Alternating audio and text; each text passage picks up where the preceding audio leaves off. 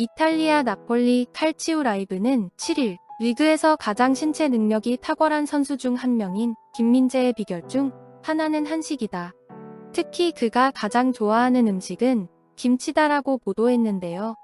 나폴리는 지난 6일 이탈리아 게비스 스타디움에서 펼쳐진 아탈란타와의 22-23 시즌 이탈리아 세리에A 13라운드에서 2대1로 승리했습니다. 이날 승리로 나폴리는 11승 2무를 기록하며 리그 13경기 무패 행진을 질주했습니다. 동시에 나폴리는 승점 35점 고지를 밟으며 승점 27점을 획득한 2위 아탈란타를 승점 8점 차로 벌렸습니다. 이날 나폴리는 4-3-3 포메이션으로 나섰는데요. 나폴리는 전반 19분 페널티킥을 내주며 선제골을 허용했습니다.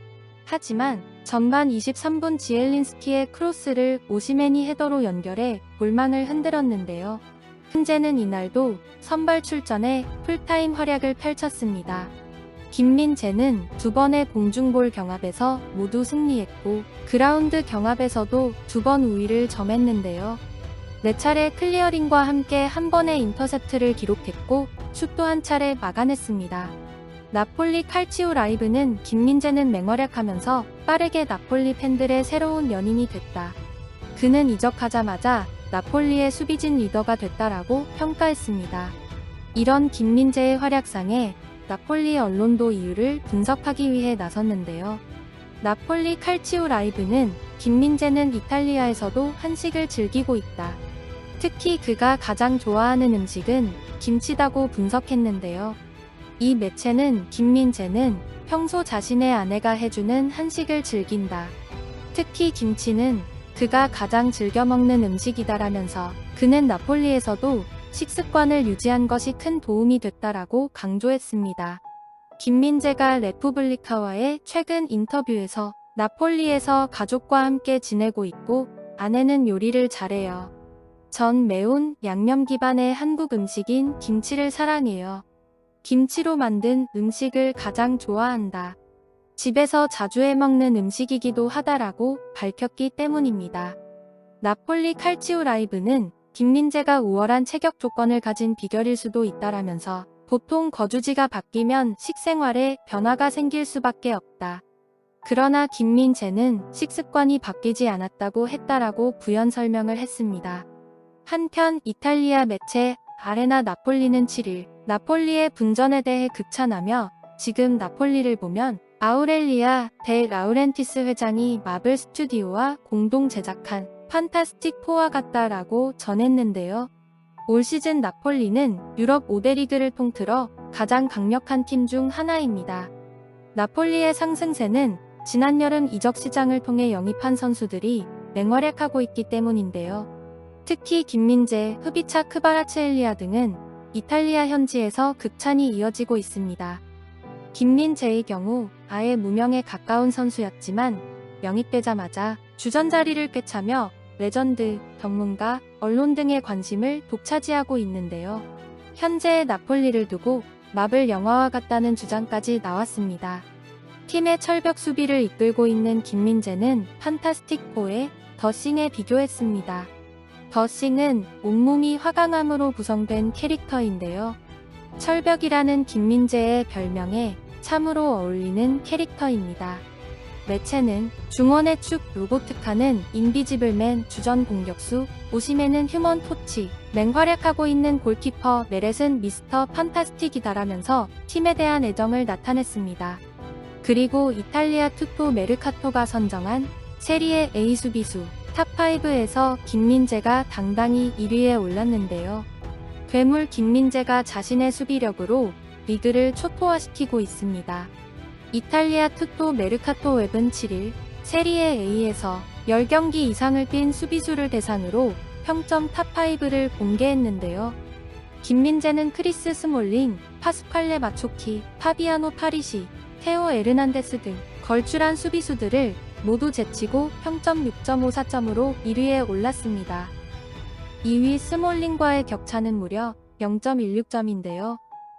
2위 스몰링과 5위 테오의 격차가 단 0.05점에 불과함을 고려하면 김민재가 얼마나 높은 평가를 받고 있는지 알 수 있는 대목입니다. 대한민국에서는 빗장 수비라는 말로도 잘 알려져 있는 카테나치오로 대표되는 수비의 나라 이탈리아에서 김민재의 수비력을 극찬하는 기사가 연일 나오고 있습니다. 주세페 베르고니, 알레산드로 코스타쿠르타, 조르조 키엘리니 등 이탈리아를 대표하는 수비수들이 하나같이 김민재를 칭찬하고 나섰습니다. 이처럼 이탈리아 전역이 김민재에게 빠져들고 있는 만큼 나폴리가 김민재의 바이아웃 때문에 발등에 불이 떨어졌는데요. 김민재는 이번 시즌 모든 구단을 통틀어 최고의 영입 중 하나로 여겨지고 있습니다. 이번 이적 시장을 통해 1,805만 유로의 이적료로 튀르키예의 페네르바체에서 이탈리아의 나폴리로 팀을 옮겼습니다. 김민재는 나폴리에서 7년간 활약했던 칼리두 쿨리발리를 대체해야 한다는 중요한 임무를 맡았는데요. 현재까지는 그 임무를 성공적으로 수행하고 있습니다. 김 9월 세리에 A 이달의 선수상을 수상한 데 이어 이탈리아 축구선수 협회에서 선정한 10월 이달의 선수상을 받으며 실력을 인정받고 있습니다.